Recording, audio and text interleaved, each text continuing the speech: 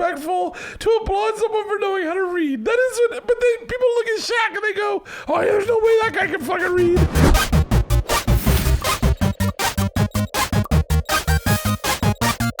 I found it. I fucking found it. Last week I was pissing and moaning about a clip of Shaquille O'Neal and Charles Barkley that I've been wanting, that made me laugh hysterically, and I couldn't find it. I couldn't remember what it was, and I found it. I fucking found it.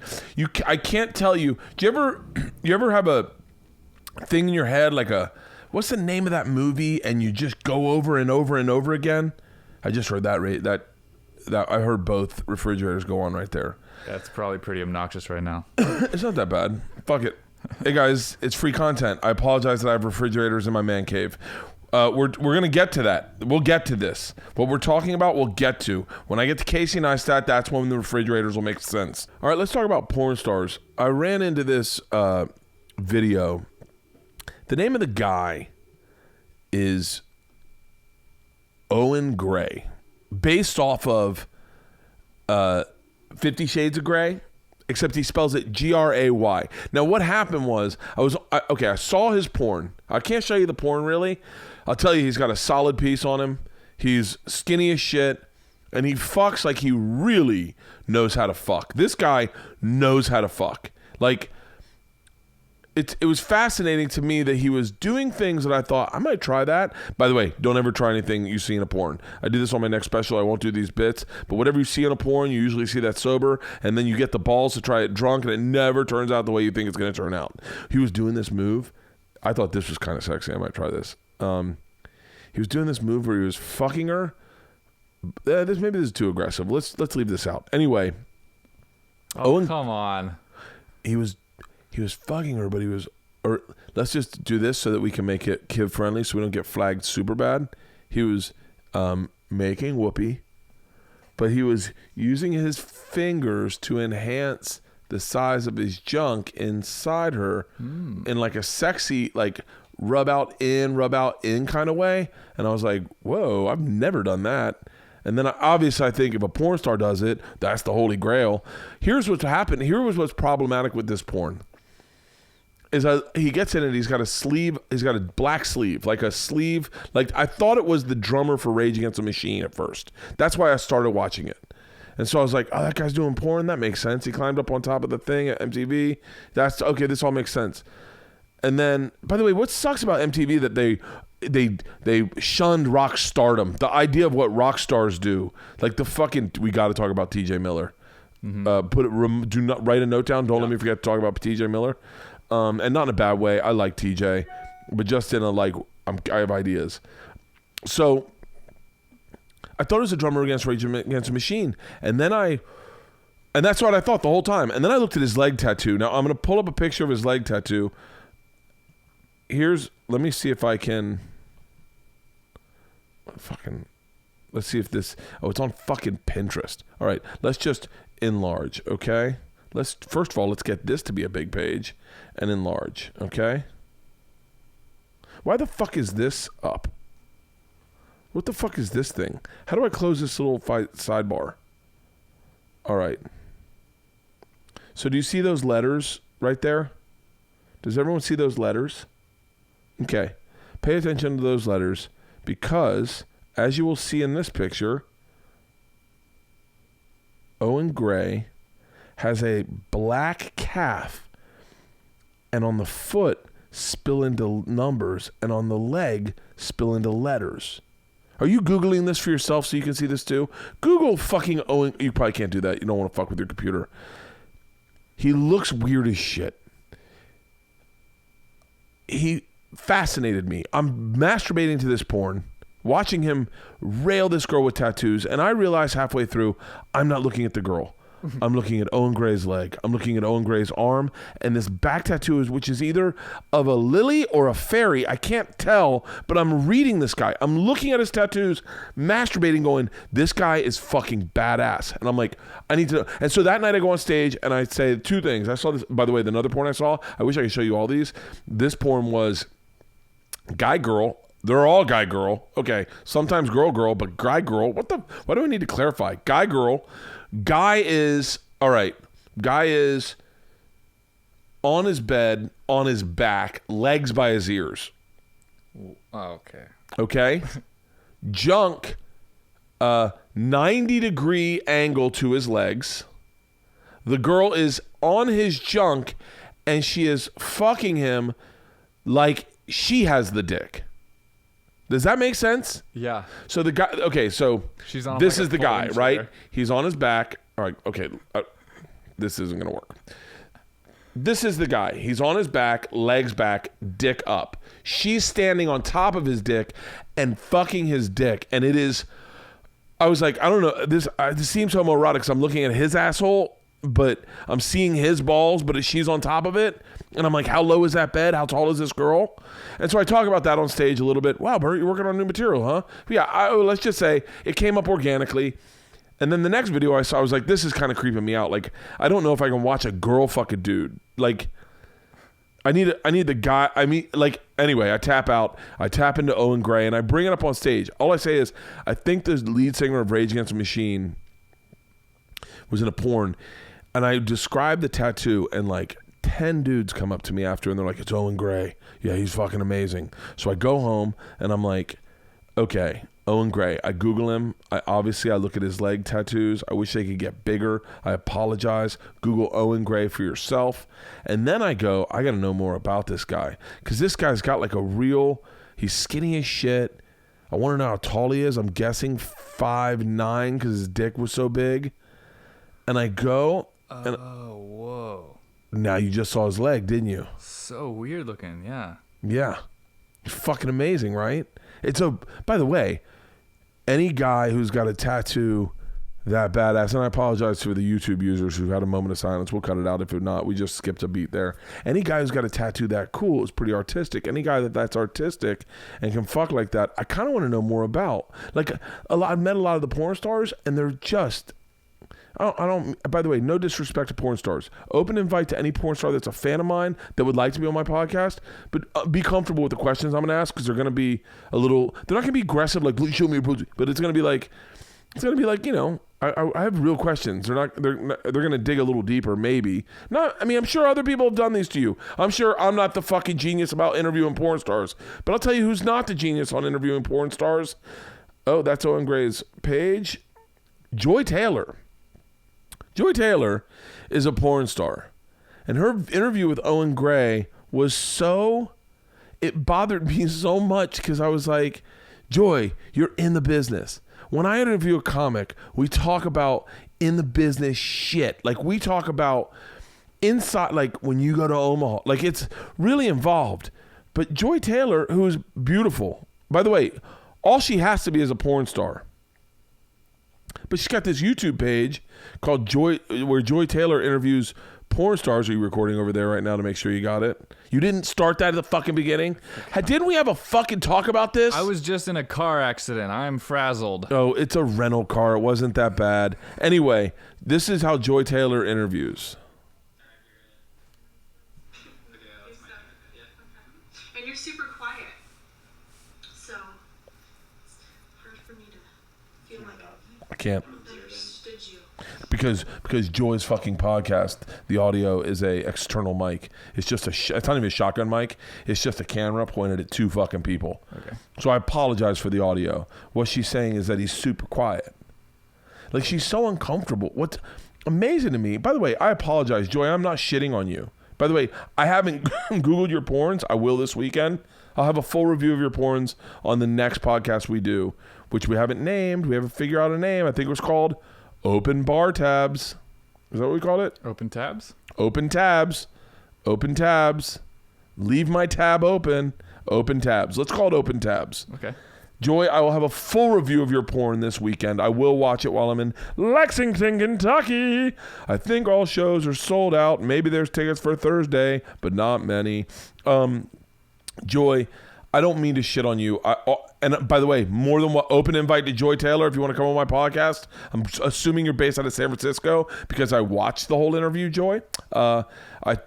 I can't shit on it entirely because I learned a lot. I drew a lot of information. You get good guests. You ask good questions. Owen Gray, for those of you who are asking, sounds gay. He doesn't, and I know that that's a hate crime now, but when I watched it, he has an effeminate sound. He's very sensitive. He's very sensual. Which, by the way, Joy says makes him a great lover because he's always in command. He knows what he's doing. And he got in through...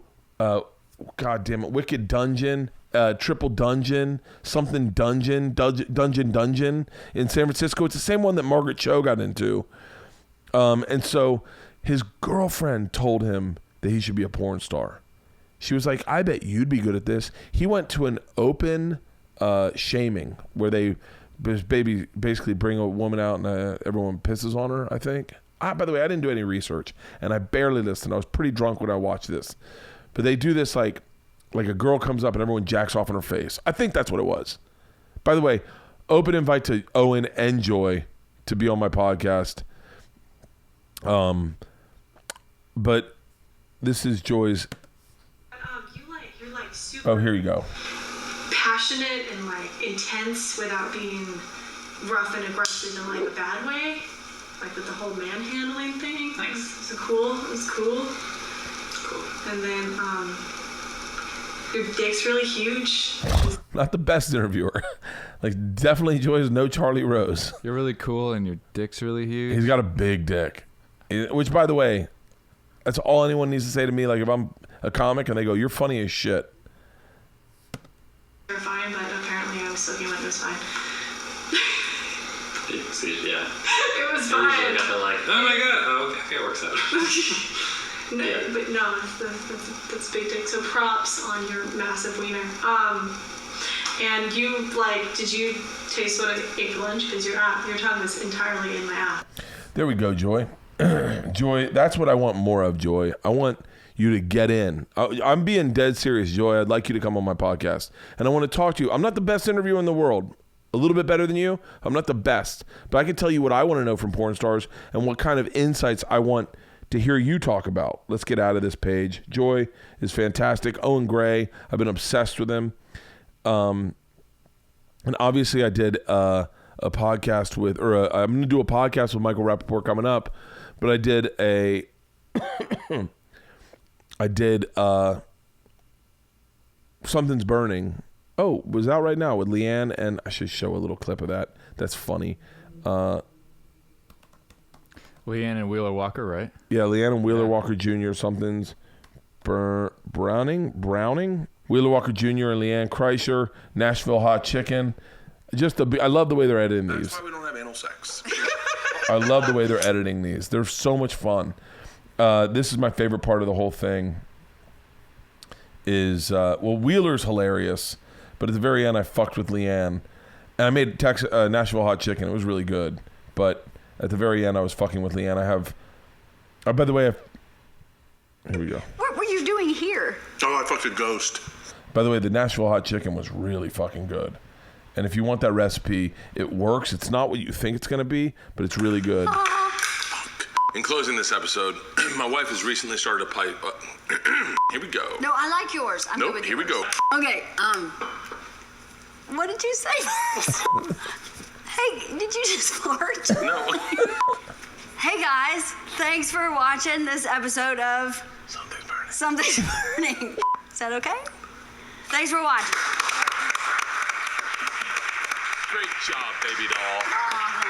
Thanks. I love that woman. All right, now I'll do the real one. Okay, good. Hey, guys. I love that fucking woman. It's a great episode. There's Owen Gray. It's been getting a lot of positive response, so thank you, everyone. I got into Netflix, and I started from Dave Chappelle. I saw this thing called Thor. Have you seen this? It's a rock band named Thor. It was this one guy who was like ripped out muscles. He had a hammer. He had like and it's a really interesting documentary. Listen to the documentary. Watch the documentary. That's not what I'm here to talk about. By the way, I wanted to put a pin in something and talk about something. What are we going to talk about? Fuck me. My brain is fucking falling apart. And I got to the Seth Material. Do you know what the Seth Material was? No. What a rack of horseshit this is. So Bruce Springsteen's manager managed this guy Thor. Thor, like I said, bodybuilder, kind of like a Merv Griffin, like weird talent kind of guy. He could blow up a hot air hot water bottle and make it pop, which is a pretty big feat. And he said that he lost his deal with Bruce Springsteen's manager because he was really into the Seth Material. And I'm like, what? And they don't even talk about it. The Seth Material, I'm going to tell him to do the best to fucking screw this up for you so that you have to Google it yourself. This lady, Jane Roberts, was married to her husband, Robert Butts. And one night, they were fucking around on a Ouija board. And they were like, I wonder if we can talk to anybody. They promised not to push it. That's what everyone says. And they found a spirit named Seth. Seth was this ethereal energy that communicated with them. And so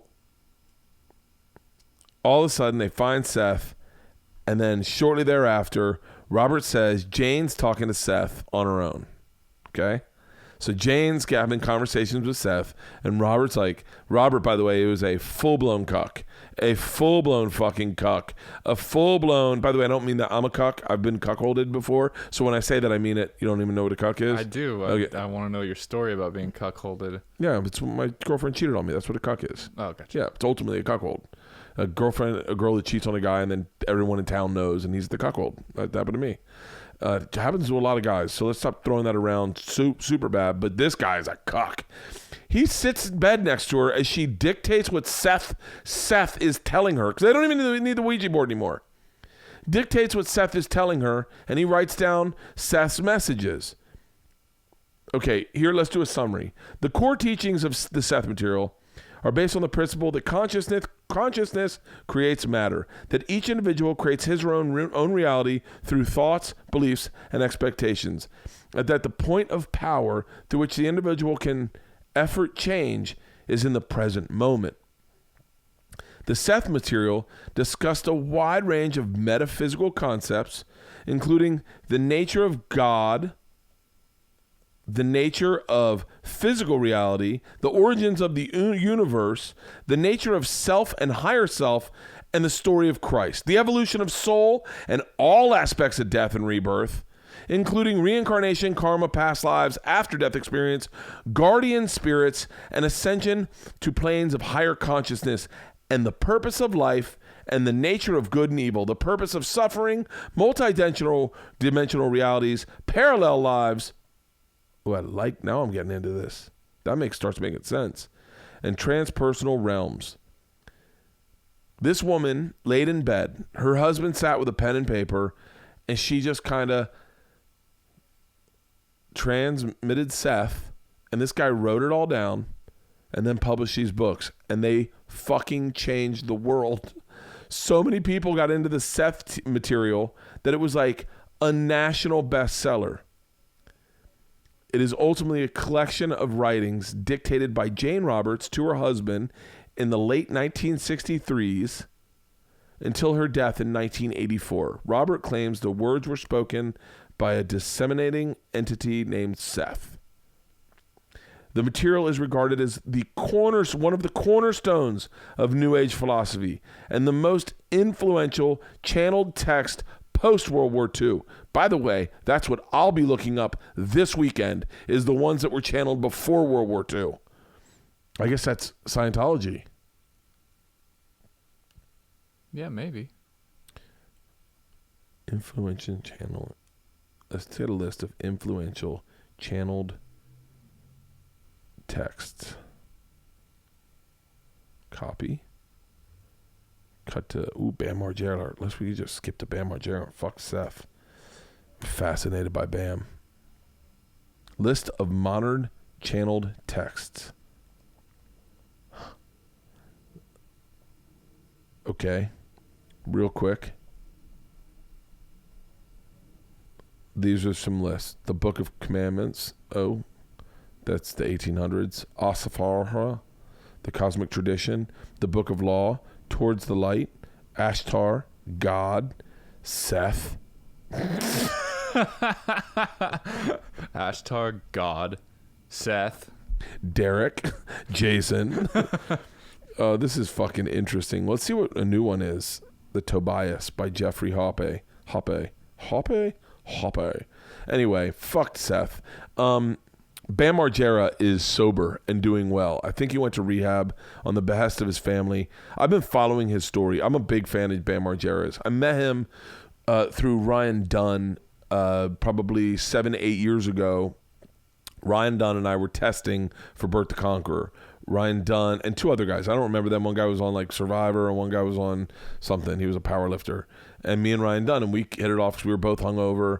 And we were just bullshitting. And Ryan was cool as shit. Great guy. You'll never hear a bad word come out of my mouth about Ryan Dunn. Not only that, but I loved him on Jackass. I loved him on Viva La Bam. Viva La Bam was one of my favorite shows. There's a scene in Viva La Bam where they get stuck in a forklift. They take a forklift up to the top, a cherry picker, and they take it up to the top and someone goes down and pulls out the keys and runs away, and they don't realize that the keys are actually up with them, and they sit up there for hours. There's a lot of great moments in Viva La Bam that are fucking noteworthy. Let me pull up one real quick. Let's see. You ready? This one is a great Viva La Bam moment. Viva La Bam hot air balloon. Have you seen this? Mm-hmm. You know what I'm talking about? Yeah, I do. This was the realest moment in reality television that I've ever seen in my entire life. This is the realest moment I've ever seen listen to what I'm saying. This is the realest moment I've ever seen in reality television in my entire fucking life.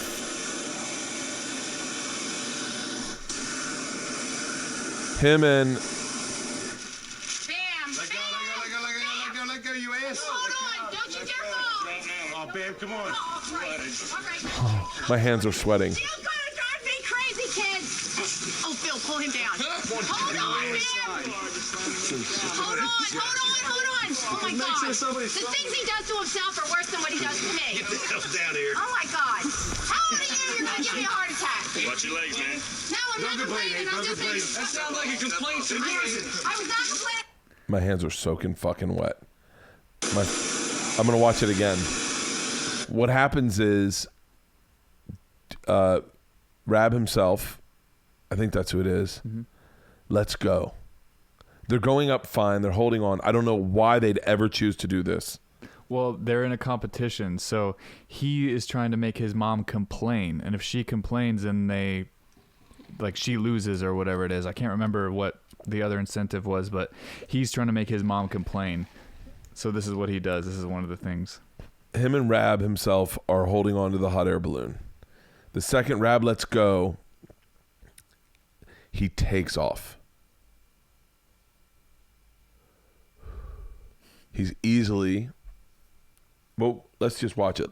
How high do you think he is in the sky? Let's see if we can... Look. Bam. Now, 10 feet, 20 feet, 30 feet, 40 feet, 50 feet, You're gonna drive me crazy, kid. 60 feet. He's 60 feet in the sky. No doubt. 60 feet in the sky, no question. Hold on.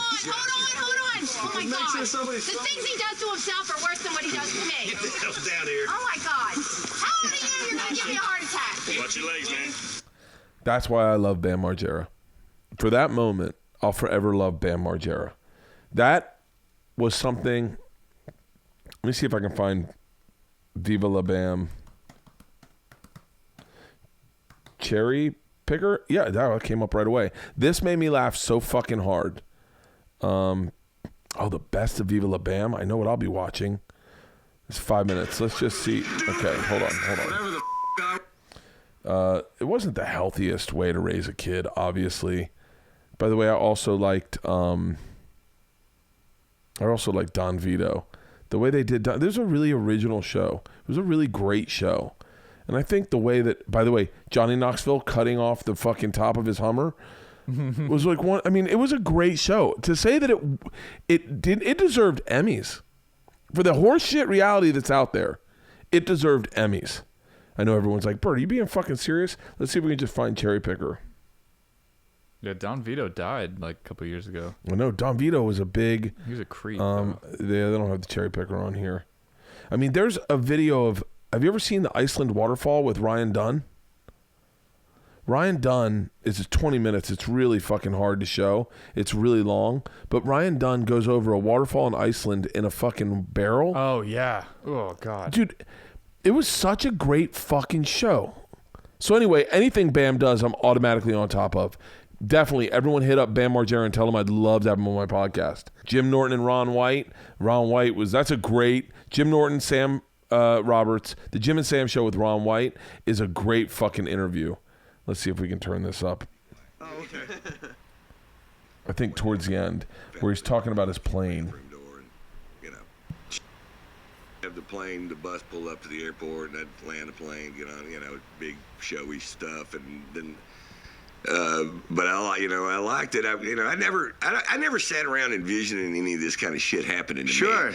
So even when it happened to Foxworthy, I didn't even spend 1 second going, well, I'm probably going to be huge. This is what I love about Ron White, is I don't think he ever really did envision this success.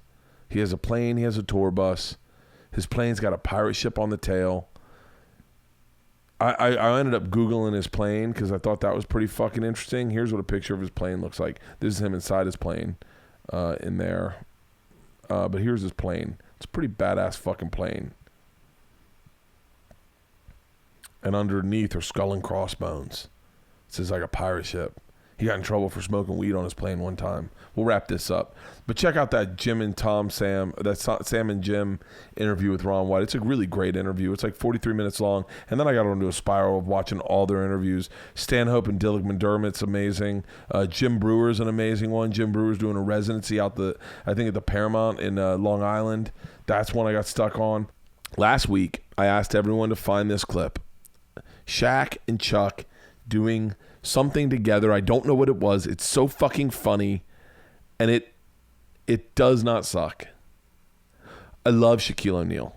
I'm not even joking. Shout out, I want Shaquille O'Neal on my podcast. I'll fly wherever the fuck he is. I will do it at his house. I will do it wherever it is, as long as you give me an hour plus, like a little bit over an hour, and get real and hang out. I don't want branding Shaquille. I don't want real sports Shaquille. I want like fuck around Shaquille. I want the Shaquille that would ride his jet skis in Orlando, he used to ride his jet skis off the lake up and see if they could get him into the pool. That's Shaquille. I want that Shaquille O'Neal. Which kind of, by the way, is who he is across the board. But I don't want him to think it's an interview. I want him to know it's a podcast and know what a podcast is. One morning I'm laying in bed and someone sent me this. It was like, I don't know what it was. It came up my feed. And I love Shaq, and I love Charles Barkley. I love those two guys. By the way, Inside the NBA might be one of the best shows on television because of how lighthearted and fun it is. They have taken what is Inside the NFL, or not even Inside the NFL, but the Fox NFL, and they've made it real. They made it better, in my opinion. I wish I liked NBA more because I would love this show. But I watch it still. I watch the clips because of Shaq and Chuck. There was a clip where Shaq did a read for like a fucking did a read, and everyone applauded. And then Chuck goes, wait, are you applauding because he can read? And then they were like, yeah. And they're like, you can't. And he was like, I can't. And he tried to read the read, and he fucked it up. Hold on. You got to see that. It's so this is such a great show. Their clips are better than the show, I will say. If you're not an NBA fan. Hang on. Shaq. I wrote Shaq. Barkley Reed. Let's see if that comes up. Okay, watch this. This is so great. TNG's The Alienist premieres this Monday at 9 p.m. Eastern Time and is one of IMDb's most anticipated new shows of 2018. It's based on the best-selling murder mystery novel by Caleb Carr set in Kenny's hometown, New York City, 1896. There you go. Very nice. Watch. Wait. Time out. Yeah, I know what you're gonna say. Y'all giving him credit for knowing how to read? All right, won't you read it then? Come on, dude. All right, I want. Go ahead, turn, go, Chuck. Wait. Go ahead, just go. Ultimately, that is fucking really disrespectful to applaud someone for knowing how to read. That is what, but people look at Shaq and they go, oh, yeah, there's no way that guy can fucking read. That's a fucking, but Chuck called him on it. And the black guy goes, I know what you're going to say. Oh, but then this gets even better. Give this guy credit. No, we're not. Go ahead, Chuck. Okay. And we'll see who's better. Okay. We'll see who's better. Go. TNT the alienist premieres. The third word. The third word he fucks up. The third word, he can't even say the alienist. T the alien. TNT the alienist premieres this Monday at 9. This is not a word. This isn't. No, this is a word. Not this. This ain't a word. D-I-S. Go ahead, D-I-S is not a word. Hey, man. It's not up on there. Y'all quit screwing around. All right, go ahead. No, Go I'm thinking I can't read. No, there you go. Hey. No, you gonna have people you can't read. TNT the alienist. Okay, it's time for more Shaq than a fool. Just stop it, man. Stop. Stop. Good job, Shaq. So that killed me, right? I saw that recently. But this is the one. And by the way, I think I love when Shaq's the joke. Because I like Shaq so much. He's such a big guy that anytime the big guy's the joke, that's where it gets good. He's always a good sport too. Dude. This made me so excited. It made me excited to have friends. It made me excited to fuck around with my friends. It made me want to be on a TV show again, like this. This is my favorite thing I've seen on the internet for a while. I asked you guys to find it for me. No one found it for me. I stumbled on it. And when I stumbled on it, my heart skipped a beat. And I went, I got it. I got it. And by the way, I might have built it up too much. I played around. The viewers don't know. I know. And I used this thing. I used this. It was, what is it called? The chip. The world's hottest chip. The world's hottest chip. And I faked around and made like I put a real. You put like a regular chip on top of it. And you got some of that powder on it. Actually got on the. It felt like I went to the dentist, and my whole mouth is numb right now. This is why I love Shaq. This is the part of the Mickey Mantle gene. This is the same thing I have that Shaq has. A belief in yourself above and beyond what anyone's expectations for what you can do or even the expectations you hold for yourself are. This is incredible. Don't ever do this at home. Watch this. Yeah, don't ever do this, Chip. At least all you got was some of the powder because we were taping the Facebook outside the NBA. As we were taping the outside the NBA. Stop drinking water. Water activates it. This guy. Watch. Let's see it. Whoa. Okay. Are you ready? All right. You ready? We're going to see it now. We're going to see it later. Chuck, I bet you $20 I'll buy the chip, won't even make a face. Bet. Without making a face. Don't water yet, brother. You must not know what fraternity I'm in. Tell him, Matt. Q-Dog. What fraternity are you in? Omega Psi Phi. Till we die. It's nothing to me. I'm not making a face, I'm just coughing. I'm not making a face. I'm just coughing. That counts as a face. I'm not making, Ernie, I'm coughing. When you go. Ernie, I'm coughing. This should be making a face like, I'm not making a face. Oh, it's hot. Anybody got some milk?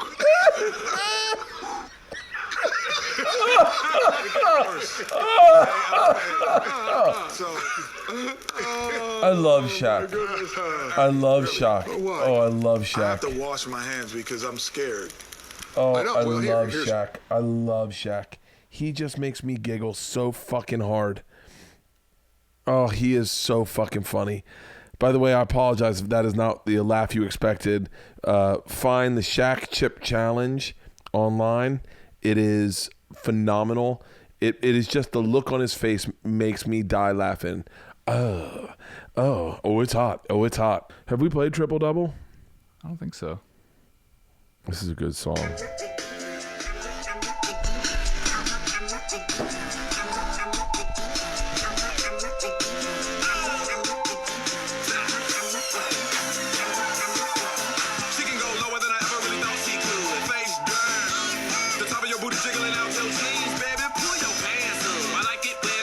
This is great on a treadmill.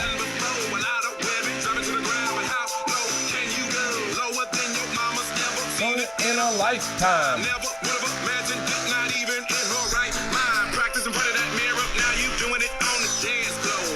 I like this part.